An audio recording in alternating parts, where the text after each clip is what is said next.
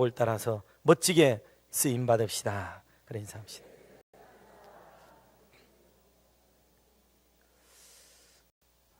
오늘 본문 말씀은 하나님의 선민 이스라엘이라는 나라가 남북으로 분열되어 있을 때 배경을 가지고 있습니다. 북쪽 이스라엘 나라에서 일어난 일이에요. 남방은 유다, 남쪽은 유다, 북쪽은 이스라엘, 그렇게 나뉘어져 있습니다. 당시 북쪽인 이스라엘 나라에는 큰 환란이 일어나게 됩니다.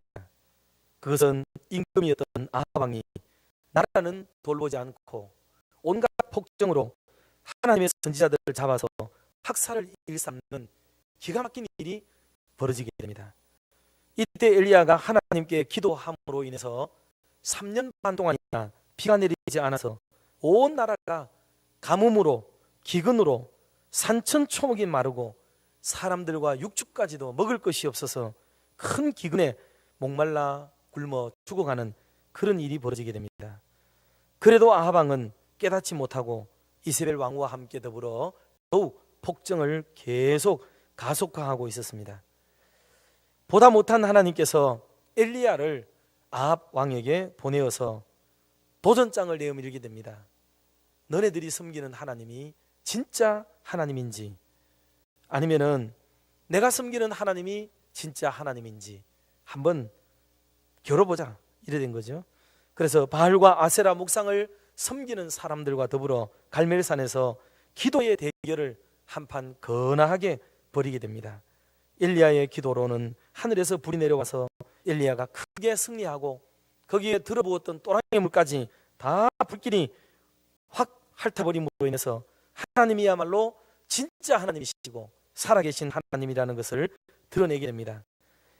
그리고 바알과 아세라를 섬기는 선지자들 무려 850명을 모두 잡아서 그 아래 기손 강가에서 목을 잘라 죽여버림으로 인해서 그 피가 시내를 이르게 되는 그런 엄청난 재난이 또 다시 피바람이 붑니다. 화가 머리끝까지 올라온 이 이세벨이 가만히 있을 수가 없죠. 엘리야를 죽이겠다고 위협을 하고, 엘리야는 이제 이세벨의 위협, 아합 왕과 그 군대들의 위협을 받고 남쪽 유다로 피신을 가게 됩니다. 그래서 거기 도망가서 하나님의 부름을 받을 때까지 기다리고 있다가 40주 40야를 걸어서 호렙산으로 들어가서 기도하고 거기서 능력을 받고 하나님의 새로운 사명을 부여받아서 하산을 하게 됩니다. 그때 엘리야가 그 큰 고난의 시간들을 다 보내고 나오면서 받은 사명 중에 하나의 사명이 뭐가 있느냐 하면 그게 바로 엘리사를 하나님의 선지자로 세우라 하는 명령을 받게 되는 거예요. 그래서 엘리야 시대가 이제 흘러가게 되고 엘리사 시대가 도래하게 되는 큰 전환점이 이 갈멜산 사건 때문에 일어나게 됩니다. 엘리야를 가리켜서 보통 구약에서 기적을 많이 얘기하기 때문에 구약의 예수 그렇게 지칭을 하기도 해요. 그만큼 엘리야의 사건은 놀라운 사건입니다.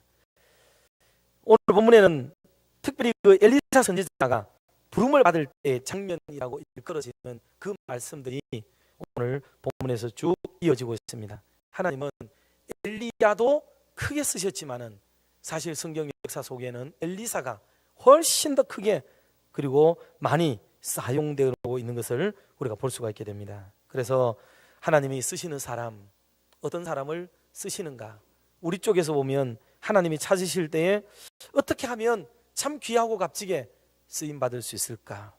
특별히 새해를 시작하면서 우리 각자에게는 크고 작은 직분 그리고 직책 이런 것들을 직임을 우리가 다 맡게 되었는데 이 일들을 하나님이 기뻐하시는 아름다운 모습으로 잘 드리고 섬겨드리고 봉사해드리고 그리고 영광을 돌려드리기 위해서 우리가 어떤 사람이 되는 것이 더 좋겠는가 하는 것을 말씀을 따라 한 4가지 정도 생각을 하려고 합니다. 자, 첫 번째 소제목을 같이 한번 읽어보도록 하겠습니다. 1. 부지런한 사람이 쓰임 받습니다. 하나님께 쓰임 받으려면 우선 부지런해야 됩니다. 잘 아시다시피 예수님은 12명의 제자를 부르실 때에 모두가 일하고 있는 일터에서 부름을 받게 됩니다. 고기 잡는 현장에서 베드로, 야고보, 요한, 또 안드레 부름을 받게 되고, 세금을 받고 있는 현장에서 세리마트를 부르시고, 무화과 나무 아래에서 기도하고 있던 나다나엘을 부르시게 됩니다. 주님은 언제나 놀고 있는 사람을 부르시는 것이 아니고 다 하나같이 귀하게 일하고 헌신하고 부지런하게 자기의 입장에서 일을 하고 있는 그 사람을 부르는 거예요. 엘리야도 12결이 서로 밭을 갈고 있는 엘리사를 불러내어서 하나님이 기뻐하실 아름다운 사역자로 후계자가 되도록 만듭니다. 엘리사는 성경에 보니까 부자예요. 땅도 많고 소도 많고 12결이로 밭을 갈 정도라면 여러분 이게 대단히 대농입니다. 대농, 분농이에요. 종들도 많았습니다. 요즘에야 논밭을 갈 때 뭐 다 기계로 하니까 뭐 아세아 농기구가 돈을 벌고 이러지만, 일단 옛날에는 이런 게 어디 있습니까? 다 소가 직접 사람이 뒤에서 부리고 그렇게 하게 되는 거죠. 12결이 소를 지금 운행을 하고 있으니까, 그리고 엘리사는 12번째 지금 일을 하고 있거든요. 그 앞에 많은 사람들이 지금 막 분대를 이뤄가지고 지금 일을 하고 있는 즈음이란 말이에요. 그 정도로 일을 하고, 이 많은 종이 있으면 자기가 굳이 일을 하지 않아도 돼요. 요즘은 뭐 직원 한 명, 두 명만 있어도 뭐 다 시키고 본인은 다 안 하잖아요. 그러나 경제가 위협을 받으면 어때요? 사장님이 직접 잠바 입고 나가서 일을 다 하시죠. 그러니 부지런하고 열심히 있다는 말의 의미는 자기도 일을 직접 한다는 뜻이거든요. 그런 면에서 엘리사가 자기 일에 충성을 다하는 열심히 있는 모습을 보였다 하는 것을 알게 됩니다. 사랑하는 성도 여러분, 금년 한 해도 저와 여러분이 이런저런 사역을 맡으셨어요. 늘 하는 말이 아니고 우리가 이렇게 사역을 핑계 대게 되면 뭐 하지 않을 일은 100가지도 넘어요. 그런데 또 이런 일을 열심히 감당하려고 하면 그 방해나 힘겨움과 어려움이 우리에게 이렇게 다가오기도 해요. 그러나 그것을 싸워 이기는 게 신앙입니다. 신앙은 다른 사람하고 싸우는 게 아니에요. 믿음은 결국 자기와의 싸움이에요. 내가 이 사건과 이 일과 어떤 싸움을 싸울 것인가, 이게 바로 신앙을 결판짓는 모든 문제입니다. 모든 원인이 남에게 있는 것처럼만 보이지만 그렇지 않고 내가 싸워 이겨야 될 것들이 많습니다. 그리고 어떤 경우에는 가정이나 사업이나 본인의 생업을 위해서는 막 열심히 일하는 정도가 금메달감이에요. 금메달감. 현대인들은 게으른 사람 별로 없어요. 사실은요. 일합니다. 우리 교회도 보면 정말 많은 분들이 열심히 일을 하고 잘하세요. 그런데 안타까운 사실은 개인의 일을 위해서는 막 허리가 구부러지도록 일하시고 팔다리 관절염이 찾아오도록 일하시고 온몸에 병이 나도 일하고 밤을 새도록 일하시는데, 주님을 위해서는 우리가 그렇게 일하지 않는다는 게 현대 우리들에게는 큰 문제가 되는 것입니다. 여러분, 그래서 우리가 주님이 찾으시고 주님이 원하실 때 주님, 부족하지만 연약하지만 나를 사용하시옵소서 하고 우리 자신을 좀 드리도록 금년 한 해 마음을 좀 잡수세요. 주일 성수 우리가 제대로 못해서 되겠습니까? 주일 새벽기도 우리가 일꾼들이 꼭 나오시고 평일날도 새벽에 좀 깨어서 좀 하나님이 기뻐하시는 아름다운 자리로, 이 봉사의 자리로, 은혜의 자리로 우리가 나오도록 사모해야 되고, 봉사할 일이 있을 때, 헌신할 일이 있을 때 여러분 우리가 다 알아요. 우리가 특별한 일이 있고 내와 상관이 있으면 다 나옵니다. 그러나 그러지 않을 때는 우리는 나오지 않을 핑계로 다 빠져버리기 쉽거든요. 우리가 그렇게 하면 교회가 힘이 들어지니까 이제 모두가 뜨거운 가슴으로 열심히 있는 마음으로 하나님이 찾으시고 교회가 부르실 때 예하고 아멘하고 함께 올라와서 정말 주님을 위해서 거룩한 사역을 위해서 함께 마음을 모으고 뜻을 모을 수 있는 은혜의 교회, 그런 부지런한 교회와 온 성도들이 되시기를 주님의 이름으로 축원합니다. 두 번째로 소제목 한번 읽어보도록 하겠습니다. 이 결단하는 사람이 쓰임 받습니다. 신앙에는 결단을 해야 될 때가 우리에게 다가옵니다. 그때 결단을 해야 돼요. 결단. 엘리사는 부름을 받았을 때에 두말하지 아니하고 자기의 모든 상황과 형편을 다 정리했습니다. 밭도 버렸습니다. 소도 버렸습니다. 종들도 다 집에서 알아서 할 거라고 여기고 그대로 뒀습니다. 부모님까지 이별을 합니다. 그리고 엘리야를 따라가요. 이 결정이 쉽지 않습니다. 엘리사가 처음에는 부모와 입을 맞추고 이별을 하려고 시도했지만 허락되지 않았습니다. 그저 소 2마리 잡아서 온 동네 사람들에게 송별 파티하고 나는 이제부터 엘리야를 선생님으로 모시고 따라가겠습니다라고 선포하고 그 길을 따라갑니다. 모세는 궁중을 떠날 때에 자기가 40평생 살아오던 곳이었지만은 자기를 길러준 생명의 은인인 양어머니 바로왕의 공주와 의논하지 않습니다. 그냥 그 길을 떠나가요. 아브라함이 이삭을 바치라고 할 때에 부인 사라와 의논하는 흔적이 기록되지 않습니다. 아브라함은 스스로 결단한 거예요. 베드로나 안드레, 야고보나 요한이 예수님을 따라갈 때 부모님과 의논하지 않습니다. 그래서 성경은 그들이 자기의 재산과 배와 그물과 아비를 버려두고 주님을 따라갔다라고 성경은 기록을 하고 있습니다. 이 말이 도덕적으로나 또 부자 연이나 이런 문제를 우리가 이렇게 오해를 하면 안 돼요. 그런 개념이 아닙니다. 선한 결정 내릴 때 이런 결단은 신앙 안에서 내리는 중요하고도 아름다운 결단이기 때문에 힘차게 결단 내리고 주님 기뻐하도록 결단을 내리는 바로 그것이라는 것을 의미합니다. 여러분, 오늘 우리가 결단력을 가지고 신앙생활을 해야 돼요.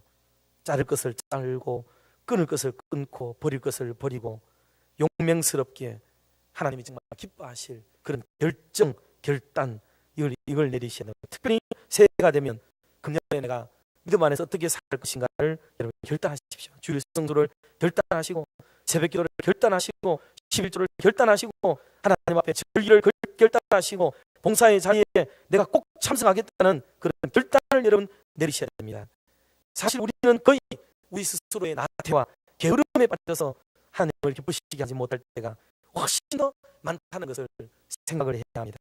그러므로 이것을 반성하고 회개하고 깨닫고 정말 주님이 원하시는 아름다운 일을 위해서 힘차게 결단 내리서 하나님 앞에 멋지게 남은 생을 좀 쓰임받는 그런 의의 군사들이 되시기를 주님의 이름으로 축원합니다. 자, 세 번째 소제목을 같이 한번 읽어보도록 하겠습니다. 3. 용기 있는 사람이 쓰임 받습니다. 결단에는 필수적으로 용기가 뒤따라오게 돼 있어요. 용맹스러움. 그 신앙은 용맹스러움이에요. 용맹스러움. 용기를 내야 되는 겁니다. 용기를 내지 않으면 결단을 내릴 수가 없어요. 하나님을 믿고 따른다는 것은 쉽고 편할 때가 많지만 또 은혜롭고 좋기를 바라서 우리가 주님을 따라갈 때도 많아요. 그러나 때로는 참 어려운 길을 결정해야 될 때가 많습니다. 고난의 길인 것이 뻔히 보이고 힘겨움의 길인 것이 뻔히 보여도 눈물을 삼키고 그 길을 가야 될 때가 우리에게는 있는 거예요. 심지어는 생명을 내놓고 결정을 하고 결단을 해야 될 때도 우리에게는 있어요. 당시 아합 왕은 하나님을 섬기는 사람들을 닥치는 대로 잡아서 죽였다고 얘기했습니다. 엘리야가 갈멜산에서 바알과 아세라 우상의 무당들이라고 일컬을 수 있는 그들의 선지자 850명이나 한꺼번에 모여서 들판을 지을 때 여러분 거기 생명 내걸지 않고 그 일 할 수 있겠어요? 죽으면 죽으리라는 거죠. 그런 마음으로 일을 하게 됩니다. 이세벨 왕도 이를 부드득부드득 가면서 엘리야를 잡아서 오늘 죽은 저 선지자들 하나와 같이 내일 이맘때에 저 사람의 시체를 내가 치우게 될 거라고 그렇게까지 얘기를 하는 거예요. 이럴 때 선지자가 된다는 것, 이럴 때 하나님의 사람이 된다는 것, 그 시절에 하나님의 사람인 것을 자청하고 살아간다는 것, 그것은 이미 죽음을 각오하지 않으면 할 수 없는 일이에요. 여러 번 말씀을 드렸지만 우리나라에서 예수 믿는 사람인 것을 드러내는 일은 어려운 일이 아닙니다. 그러나 중동 지역, 이슬람이 활개 치는 지역, 회교도가 판을 치는 지역, 그런 지역에서 내가 예수 믿는 사람입니다 라고 말하는 것은 이거는 정말 어느 날 타 죽을 일이 되고 목이 동강날 일이기도 하고 매맞아 죽을 일이기도 하기 때문에 그런 데서 내가 예수 믿는 사람입니다, 그런 데서 세례를 받는다는 것은 이거는요 보통 용기로는 할 수 없는 일이에요. 어려운 일입니다. 그러니 오늘 우리에게는 그만큼의 죽음을 각오할 만큼의 고난이 아직 우리에게 없다는 것은 우리는 축복이고요. 어떻게 보면 우리는 다 도시락대 신앙생활을 한다, 뭐 그렇게 볼 수도 있어요. 참 감사한 거죠. 시대를 잘 만난 거예요. 엘리사는 엘리야가 겉옷을 던져주었습니다. 그게 무엇을 의미하는지 알아요. 내 사람이 되라, 나를 따라오라, 그리고 하나님의 그 능력을 부여받고 하나님의 일을 해야 되는 거다라고 다 알고 있는 일이에요. 그 겉옷을 내가 받아 걸머지고 순종할 수 있다는 것은 그런 즈음에 내가 하나님의 일꾼이 되기로 각오하는 거예요. 순교를 각오하고 죽음을 각오하고 엘리야를 따라 나서는 길이 되는 거죠. 이게 보통 용기로는 할 수 있는 일이 아닙니다. 자기의 생애가 순식간에 지금 길을 달리해야 되는 거예요. 나름대로 농작물을 가꾸고 이렇게 해서 뭐 돈을 벌고 가정을 이루고 어떻게 살겠다는 자기 나름대로의 로드맵이 있었을 거예요. 그런데도 불구하고 이 모든 것을 한 번에 꺾어버리고 주의 뜻이라면 아멘 하고 순종하고 따라갈 수 있다는 것, 여러분 이게 보통 용기로 할 수 있는 일이겠습니까? 어려운 일이에요. 요한복음에 보면 5장과 9장에는 상반된 두 사람의 이야기가 기록됩니다. 무엇이 상반되느냐 하면 요한복음 5장에는 38년 된 그런 남에서부터 병을 앓고 있는 그런 분이 있어요. 그래서 안식일에 고침을 받게 돼요. 그런데 사람들이 묻습니다. 야, 누가 고쳤냐? 물어요. 자꾸 다그치니까 안식일에 그런 일을 하면 안 되거든요. 그래서 자기가 고침을 받았으니까 해명을 해야 되는 거예요. 그래서 얘기를 해요. 예수라고 하는 사람이 그랬다. 예수라고 하는 사람이 내 의지로 된 게 아니고 내가 한 게 아니고 그 사람이다. 그 사람이. 그 말의 의미는 예수를 고발하는 거예요. 예수를. 나는 그런 의지가 없고 안식일을 범할 생각도 없고 그런 거 전혀 없었는데 괜시리 그 사람이 나서가지고 그 일을 한 겁니다 라고 얘기를 하는 거예요. 그게 요한복음 5장에 나오는 38년 된 병자가 일어난 사건의 마무리가 그렇게 흘러가고 있는 것을 볼 수가 있습니다. 그런데 요한복음 9장에는 날 때부터 소경된 사람이 고침받은 사건이 일어나요. 그런데 똑같아요. 이 상황도. 그래서 야, 너 어떻게 눈 떴냐? 얘기를 했더니 예수라고 하는 분이, 여기서 말하는 고발의 의지가 아니에요. 지금 예수를 따라간다는 말이 들리면 출교를 당하는 위기가 있는 거예요. 이때는 아까는 안식일에 대한 문제지만 지금은 예수라는 사람이 그 시대의 비상인물이었기 때문에 이 사람을 따라가거나 지지하게 되면 유대교에서 출교가 되고 그 사회적으로 매장이 되고 그러면 불당한 대우를 받게 되는 상황에 놓이게 되는 거예요. 그런데 나는 예수라는 사람이 옳은지 그런지 죄인인지 아닌지 그거는 내가 모르겠다. 그렇지만 예수님이 나를 고쳤다. 그 얘기를 당당하게 하는 거예요. 참 놀라운 일이에요. 이게.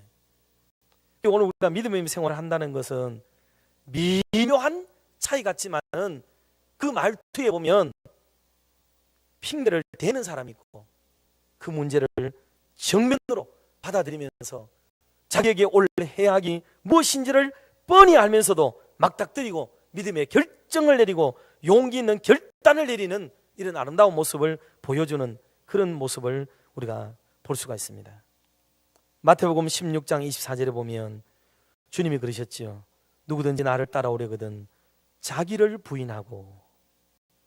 자기 부인이 참 어렵죠. 뭐 옛날 분들은 농담으로 자기 부인하고 와이프하고 이렇게 읽어가는 분들도 있다 그러는데 물론 그건 농담이겠지만은 어디 그러겠어요. 자기를 부인해야죠. 자기를. 이게 쉬울 것 같지요. 자기 부인이 어렵습니다. 우리가 다 살아있거든요. 내 주관도 내 주장도 내 입장도 다 살아있기 때문에 나를 부인하는 것이 불가능합니다. 거의 어려워요. 그러면서 우리는 주님을 따르려고 하는 거죠. 나를 부인하지 않고 십자가는 지지 않고 그래도 주님은 따라가는 거예요. 이게. 그러나 성경은 자기 부인이 먼저예요. 그다음 자기 십자가 지는 게 먼저입니다. 그러고서야 주님을 따라가는 사람이라 드디어 이제 말하게 되는 것이라고 말합니다.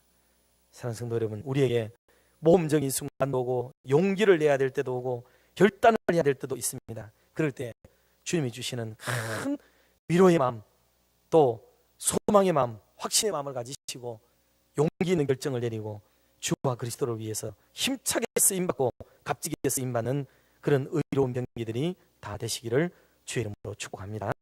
마지막 네 번째 소제목을 같이 한번 읽어봅시다. 4. 욕심 있는 사람이 쓰임 받습니다.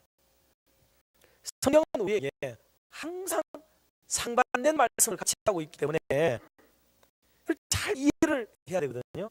잘 이해를 해야 됩니다.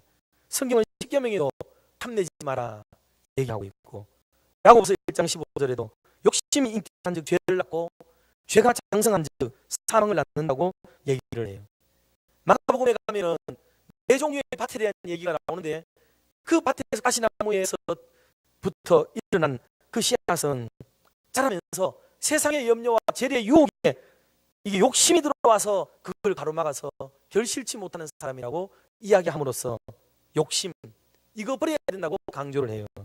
그런데도 다른 측면에서는 우리가 욕심을 내고 마음을 기울이고 비전을 품고 뜻을 모으고 해야 된다는 것을 또 강조를 하고 있단 말이에요.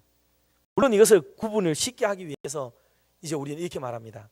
세상적인 욕심은 내지 말고 영적인 욕심, 이걸 우리가 사모해야 된다라고 이제 말을 구분지어서 쉽게 그냥 이해하도록 만들었습니다. 저도 역시 마찬가지로 우리 사랑하는 성도들이 영적인 일에 욕심을 내고 사모하는 마음을 가지시기를 주의 이름으로 축복합니다. 영적인 은혜와 은사와 축복을 사모할 때에 우리가 정말 하나님을 기쁘시게 하고 주의 영광을 위하는 아름다운 사람이 될 것입니다. 그런 맥락에서 마태복음 7장을 우리가 한번 읽어보면 좋겠는데요. 같이 한번 봉독합시다. 구하라 그리하면 너희에게 주실 것이요, 찾으라 그리하면 찾아낼 것이요, 문을 두드리라 그리하면 너희에게 열릴 것이니 구하는 이마다 받을 것이요, 찾는 이는 찾아낼 것이요, 두드리는 이에게는 열릴 것이니라. 아멘. 이 구절이 세상 욕심을 얻는 방법으로도 많이 활용되는 구절이기도 하지요. 그런데 정의를 앞에 말한 대로 영적인 일, 거룩한 일, 귀한 일, 값진 일이라고 여기고 이 구절을 읽어보면 우리가 정말 찾고 구해야 할 게 무엇인가, 여러분 우리가 좀 선명해지지 않습니까? 내 이익과 유익을 따라서 구하는 그런 것이 아니라 거룩한 일들, 영적인 일들, 신령한 일들, 하나님의 영광을 위하는 그런 일들을 위해서 우리가 구하고 기도해 봐야하는 거죠. 그럴 때 하나님이 우리의 기도를 들어주시지 않겠냐고요. 세상 것을 구할 때도 수많은 사람들이 응답받았다고 간증하고 있는 그런 터라면 영적인 일, 거룩한 일을 위해서 우리가 정말 몸부림치면서 그 선한 걸 이루기 위해서 얼마나 기도하고 얼마나 엎드리고 얼마나 눈물 흘려보고 얼마나 그렇게 하나님을 향하여서 찾아보았느냐 하는 거죠.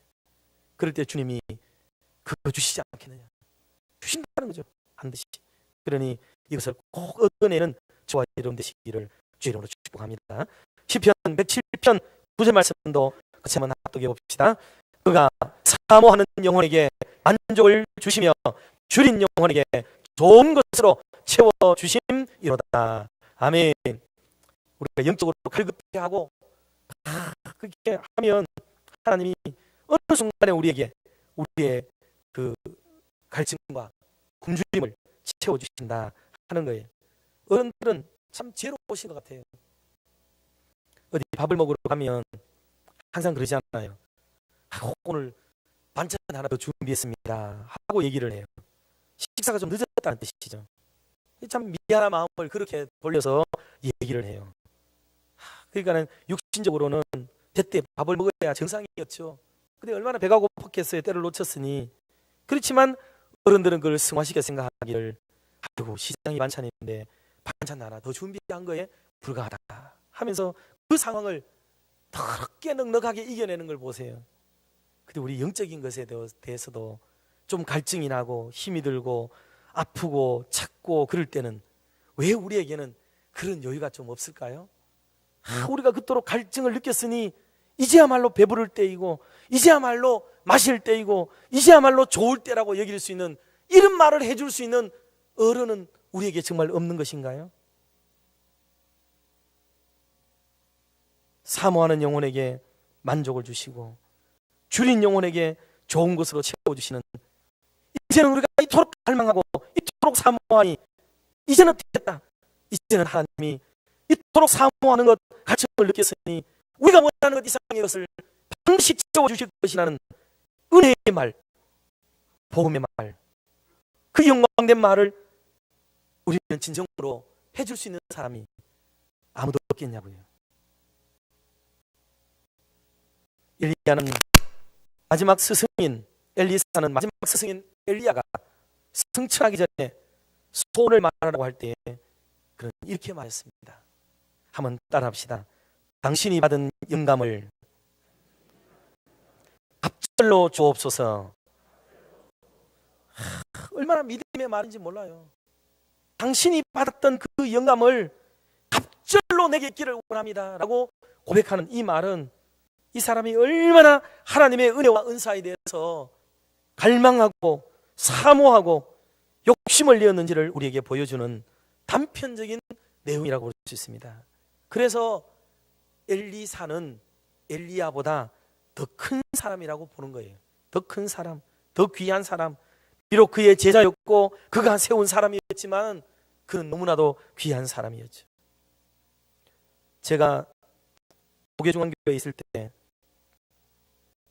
담임 목사님으로 모셨던 이영도 목사님이 계시는데 참 많은 분들에게 공격을 받았어요. 부목사인 김동시 목사는 설교를 잘하는데 담임 목사님 설교를 왜 그래 못하시냐고. 그 많은 분들이 앞으로 주일 오후는 목사님이 하시지 말고 부목사를 세우도록 하시죠 라고 얘기를 했습니다.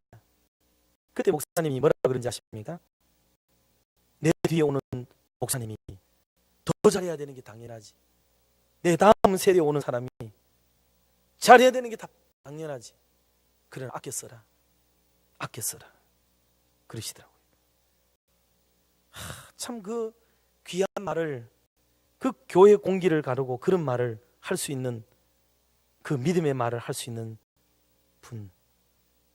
가는 데마다 부목사님이라고 세우고 안수받고 오니까 나와 똑같은 목사님이라고 세워주고, 그렇게 하시는 모습을 볼 때 참 이 어른은 얼마나 큰 어른인가 하는 그런 생각을 저는 가져보게 되었습니다.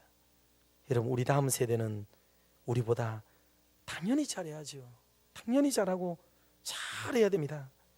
그러나 아껴 쓰시고 모든 일을 절제해서 쓰고 질서를 따라 쓰는 그런 지혜를 우리가 배울 때 교회는 더 은혜롭고 아름다워지게 되고 그러는 거죠. 엘리야가 얼마나 귀한 사람이었는지, 자기보다 큰 그릇을 담아내려고 했으니 얼마나 힘들었겠어요. 그렇지만 그것에 질투하거나 그것에 자기의 마음을 뺏기거나 자기의 소신을 그릇되게 만들지 아니하고 엘리야는 엘리사에게 겉옷을 던져주고 모든 것을 물려주고 그런 마음을 보인 참 귀한 사람이에요. 사이즈는 엘리사가 컸다고 할지 모르지만 그 엘리사를 담지하는 사람의 입장에 볼 때는 엘리야야말로 참 귀한 선생님이었다 하는 것을 알 수가 있어요.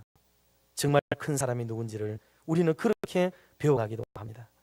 말씀을 맺으면서 사랑하는 성도 여러분, 오늘 우리들도 엘리사와 엘리야의 영적 관계를 잘 한번 헤아려 볼 수 있는 지혜가 우리에게 필요하고, 우리가 육신적인 이야기와 영적인 이야기가 혼재되어져 있을 때 이것을 잘 구별해내는 분별력이 우리에게 필요합니다. 그렇지 않게 되면 교회는 혼선을 빚게 되고 심각한 어려움을 또 파장을 겪게 될 수도 있어요. 우리 각자가 하나님 앞에 스스로들이 올바르게 서고 믿음으로 서고 양심으로 서고 신앙으로 서서 정말 하나님의 영광을 드러내야 되겠고, 무엇보다도 영적인 욕심을 우리가 좀 내어보자고요. 그래서 우리 교회에서 하나님, 제가 가장 믿음 좋은 사람 한번 되고 싶습니다. 우리 교회에서 정말 11조를 제일 많이 하는 사람이 한번 되어보고 싶습니다. 성경금, 보육원금을 가장 열심히 하고 많이 해보는 사람 되고 싶습니다. 죽어가는 영혼들을 살리는 일이라면 제가 팔다리를 걷어붙이고 가장 먼저 1등으로 그 자리에 제가 서겠습니다. 교회 봉사, 헌신하는 자리에 제가 결코 빠지지 않도록 노력을 기울이겠습니다.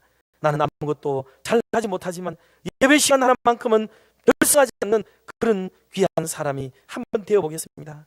기도의 자리, 은혜의 자리 더 사모하고 살겠습니다 하는 이런 나름의 각자의 기도의 제목과 간절한 소망을 우리가 하나씩 담고 새해를 출발하게 된다면 금번 한 해 하나님이 우리에게 주시는 그 은혜를 우리가 다 받아 누리게 되는 그런 복된 시간이 될 것입니다. 이런 한 시대를 멋지게 쓰임받는 은혜로운 저와 여러분의 남은 생애가 되기를 주의 이름으로 축원합니다. 기도하겠습니다. 이 시간 우리 기도할 때에 우리가 이렇게 한번 기도합시다. 하나님, 새해에 제게도 일자리를 주셨습니다.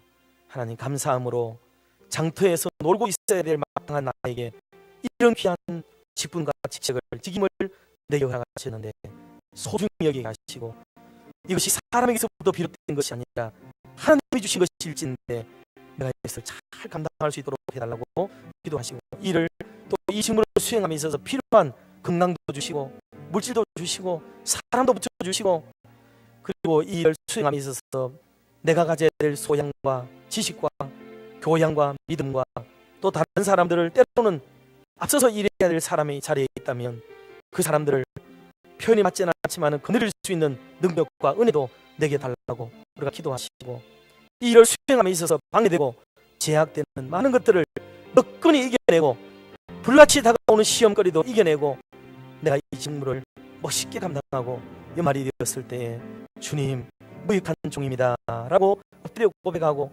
주님은 나에게 작은 일에 충성하였으니 큰 것을 맡기겠다고 말해줄 수 있는, 그 소리를 들을 수 있는 그런 충성된 사람 되기를 원하는 마음으로 우리 주님 한번 찾고 우리에게 주신 일거리를 위해서, 일감을 위해서 우리가 기도하시고, 내가 교회에 일감이 되지 않고 그 일거리를 처리하는 사람들이 일꾼이 되도록 해달라고 우리가 기도 한번 하면 좋겠습니다. 주님 주의 한번 찾고 기도 한번 합시다.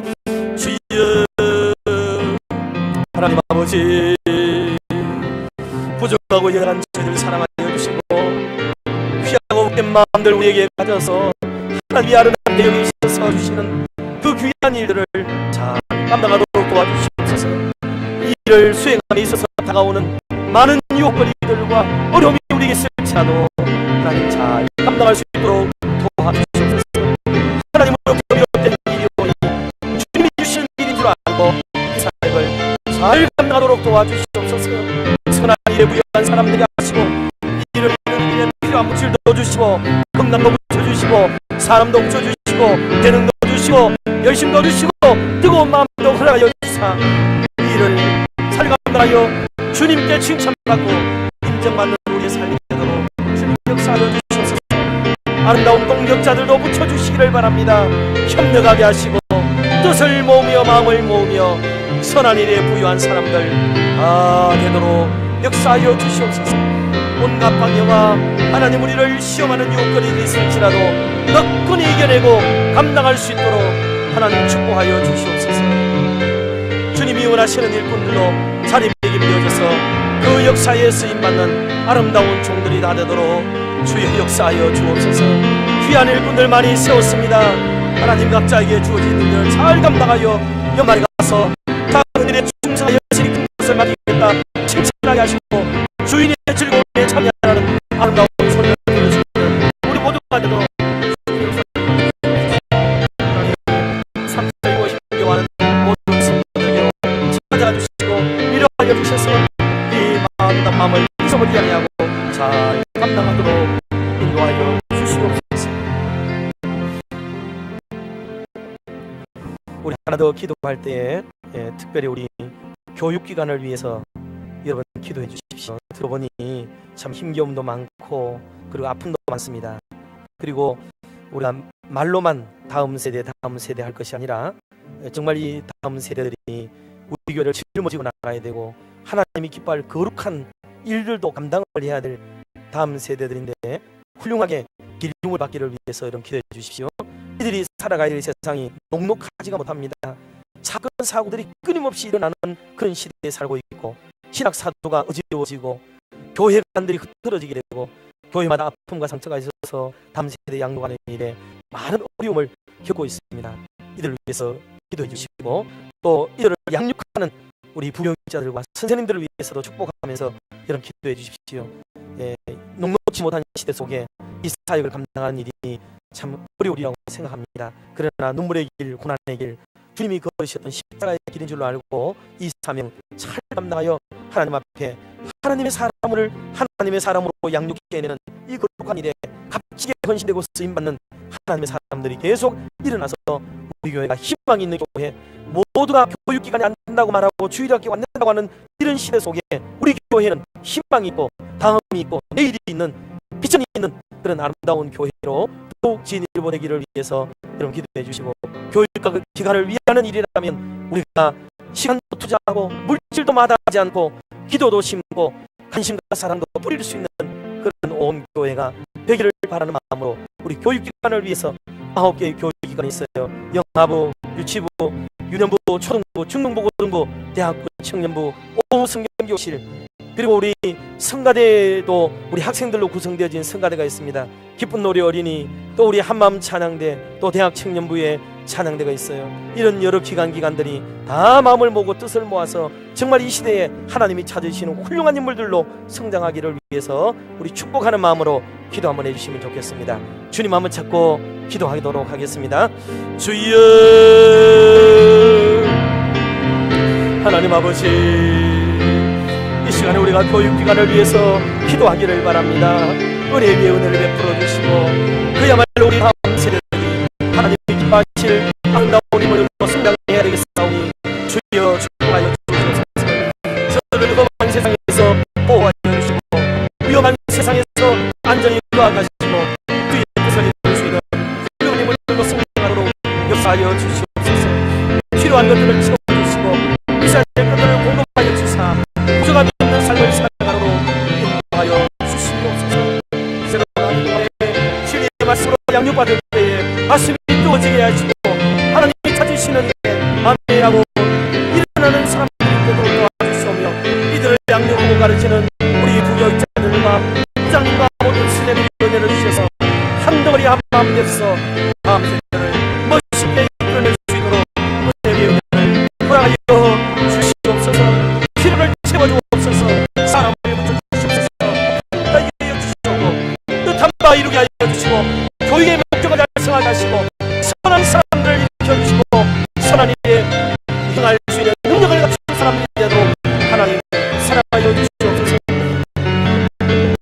이들 앞에 어렵고 남자가 너의 스치라도 헤쳐나갈 수 있는 지혜를 허락하여 주시고 하나님 온 너의 사랑과 관심이 무한하게 하여 주시옵소서. 이들을 위해서 기도를 심고 이들을 위해서 물질을 심고 함께 마음을 모으고 뜻을 모을 수 있는 우리 모두가 되도록 하나님 역사하여 주시옵소서. 그리하여 은혜 위에 은혜로 다음 세대들이 귀하고 크게 소식을 받을 수 있도록 인도하여 주시옵소서.